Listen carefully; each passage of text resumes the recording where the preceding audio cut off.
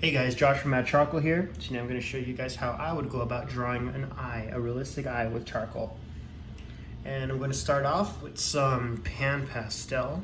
You don't necessarily need this. You could replace this with maybe some willow charcoal or even some compressed charcoal if you really use it light enough. I just like to use it because it's a good tool that gets me quite ahead quickly. And I'm also going to be using a blending stump. This is a cheap one. I probably should switch it out by now. It's like really gross. Look at this thing. And then I'm going to use, this is just a Ritmo charcoal pencil. I like to use the Primo ones a little better, but honestly I just like that it was like black with the white type. So it looked cool because I'm a design geek. And yeah, this one is B. Doesn't matter which one, as long as it's on the softer side. This old kneaded eraser right here. And I'm also going to probably use this Mono Zero Elastomer Tombow eraser. It's a mechanical eraser, really detailed, really small eraser. You can just use just a piece of charcoal too, like something like this. It doesn't really matter the materials all that much. What matters is the principles behind how you use them. So I'll have the reference up in the corner right there for you guys. All right, so I'm going to start off with kind of getting an idea of where I'm going to have my eye by getting the left for this point of the eye and the right for this point of the eye that I'm going to have. And so I want it to be about that big. I'm going to make it pretty big for myself, just because I'm not going to draw any other facial features except for this eye. And it's all about finding these correct proportions and applying the correct values to these proportions. So the way we go about finding that is what will decide how successful the drawing is. I'm going to start off with putting down some information to kind of go off of to decide where everything goes. I'm going to make the middle of the eye here. I think I'm going to make it about that size. It looks like there's an eyelid up here, right around there, and then some of the eyelid is covered. Some of the pupil is covered by the eyelid here. And if I squint, which I try to squint when I draw so that I can squint and look at the reference so that I can not be distracted by the details and kind of see the overall look of values of what my reference is.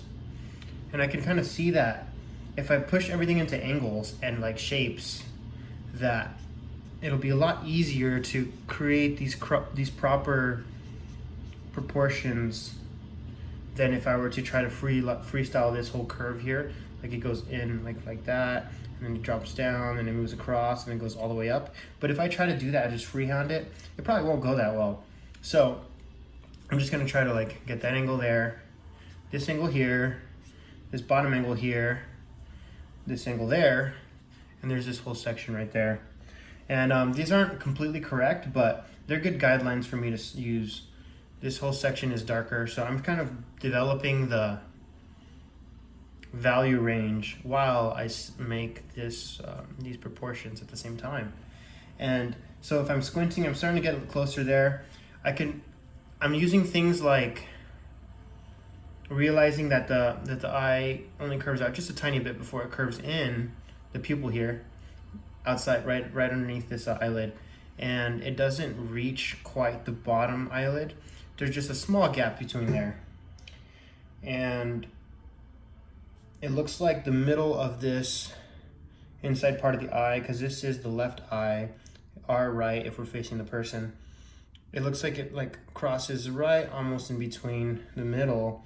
And since the eye is a little bit in perspective, then this section of where the eyelashes end here is going to be just above that, kind of in that area. And if I squint, this whole section is dark because of this eyelashes. I'm not going to worry about the details yet. Let's get this middle section, the iris of the pupil, and it looks like the outside edges of the pupil are dark as well. because this is a blue eye. And so, let's see here, the bottom eyelid kind of comes down this way. This is the furthest part that the eyelid reaches the bottom. There's like a flat area here. There's a bunch of angles. It's not so much curves. Angles that you get right, and then it'll look like a curve later on. So there we go, we have the eyelid there. And it looks to me as if you take this half of this pupil here, and that's about the same distance that I'm going to have to reach the end of the eye here. So if I'm probably gonna have to pull that in just a little bit, like that, to make it accurate, and very close to the other side. So here, this distance here, we have it pull this distance aside here, and it looks just to be about close to right. These are very general, but they help a lot. And it looks, if I squint, it looks like this whole section here is darker than the rest of the pupil. So I'll just darken that area here. I'm not gonna worry too much about the highlights yet because I'm gonna be able to erase those out. Don't go too dark too quickly, but definitely push and pull your tones. Also, now that I squint, I see that there's this whole darker section around, like shaded area around the eye.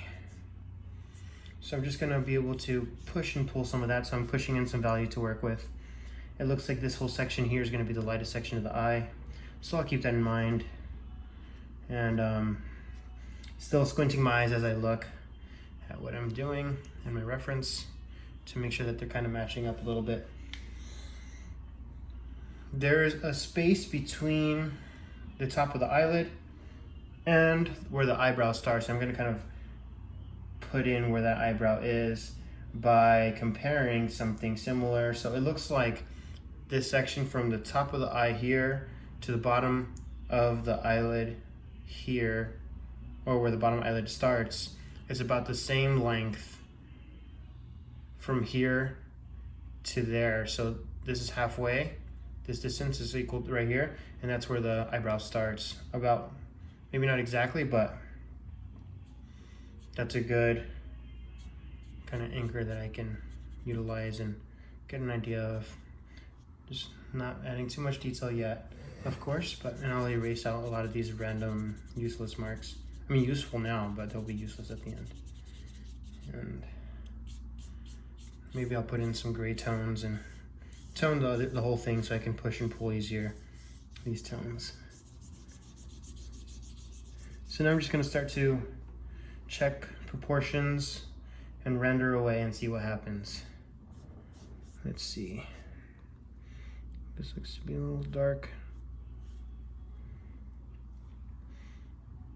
I'm not adding too many details yet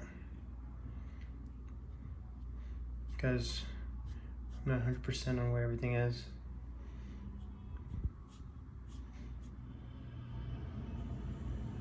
It does look like there's like a lighter area there. Then it gets darker down here.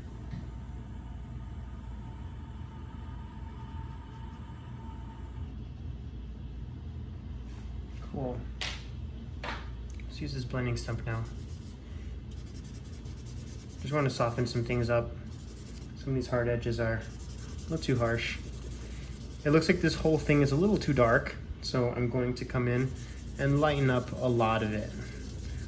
But I want to kind of smooth it out before I do that. And kind of give it this whole skin tone to work with almost like a skin tone.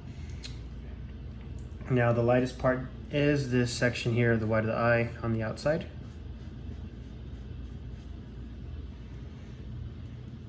I'm going to exaggerate a little bit of the lightness here and the shadow, just to make it look a little nicer to the eye.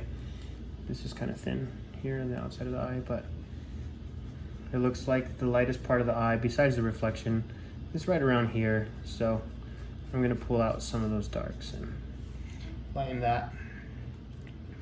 There's this shiny section here in the eye because of the liquid that the eye is surrounded in, the eyeball, or something like that. I'm not sure. I don't know anatomy good enough for sure.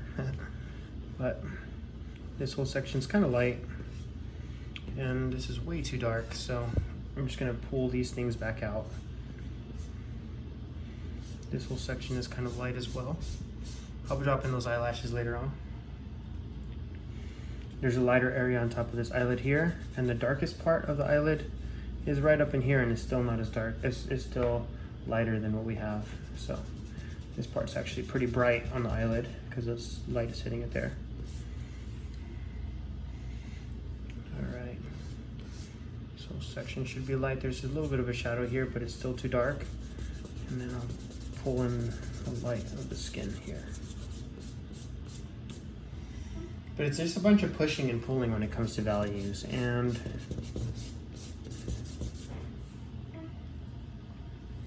there we go.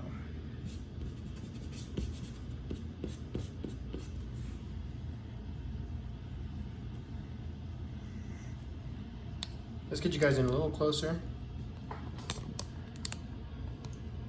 for the details.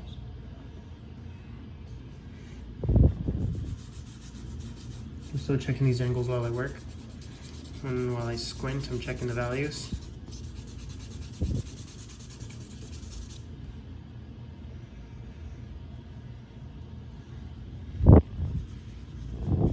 I do tend to use some exaggerations in the way I draw, just because I don't go for just complete realism. I think that can be a little boring. I mean, it's up to your own taste, but sometimes I like to add a little bit of my own expressive style. And this still needs to line up a bit out here. Maybe I can start using the charcoal pencil for some details now. This shadow down here is very exaggerated, but I kind of like it. And I think I'm pretty happy with the value range back here. So that means that I can go over it with some more detail with these like eyelashes. And I'm not going to be too specific with them. I just want them to read similarly with when I'm squinting my eyes. I don't want to draw each specific eyelash exactly the way it is, because then it's going to look kind of weird. Kind of forced, you know, unnatural. Blend that out just a little bit, and then now we're going to pull out some of these bottom eyelashes.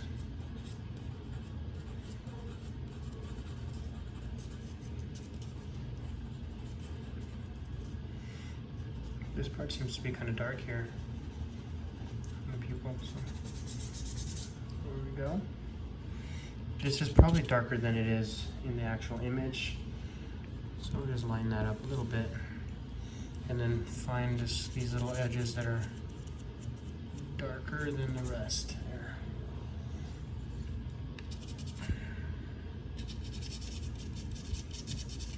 A little bit of shadow. This whole section from here, from the eye socket. Or the eyeball coming through the eye socket. Get the shape of that going. This all needs to be a little bit of a harsher line, a little bit more of a value break there. I think it's looking pretty cool, especially for the speed at which we're getting through this. It's pretty basic. If this was a standalone drawing, I'd probably spend a little bit more time in making sure that these proportions and everything are spot on, but since, you know, this is just for the sake of principles and tutorial, I'm just going to rush right through it. There's this whole highlight right here that I'm just going to block in as light this way, and then I'm going to add in some of those darks for the shadow with this eraser. And there's this also this like odd like mid-tone highlight there, or reflected light there, so I'm going to drop that in. The iris might be too small, and there's also these like streaks in here, so I'm going to make the iris a little bigger and a little bit more crisp on the edge with my charcoal pencil. Soften that out just a little bit, That's not completely circular, so I'm gonna add that there. Okay, cool. The eyebrow is out of focus a little bit, so I'm not gonna worry too much about detailing it. But I do want it to be look a little more natural, so I'm gonna blend it out. It has too much of a hard edge for being hair on the brow. There we go. This whole section should kind of fade into the skin. I'm not gonna worry too much about the eyebrow today, but let's see if we can get some of this these reflections back in here from the eyelash, I believe. There we go. Looks kind of cool. So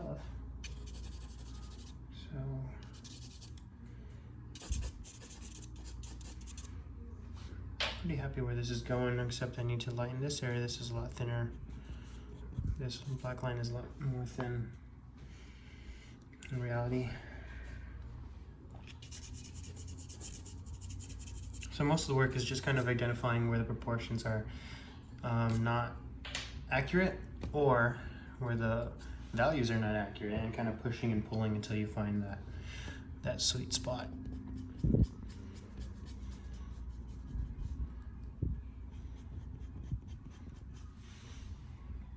And it will take some practice, but as long as you kind of got an idea of what you're aiming for and the principles to use, it'll be very beneficial to give drawings like this a shot.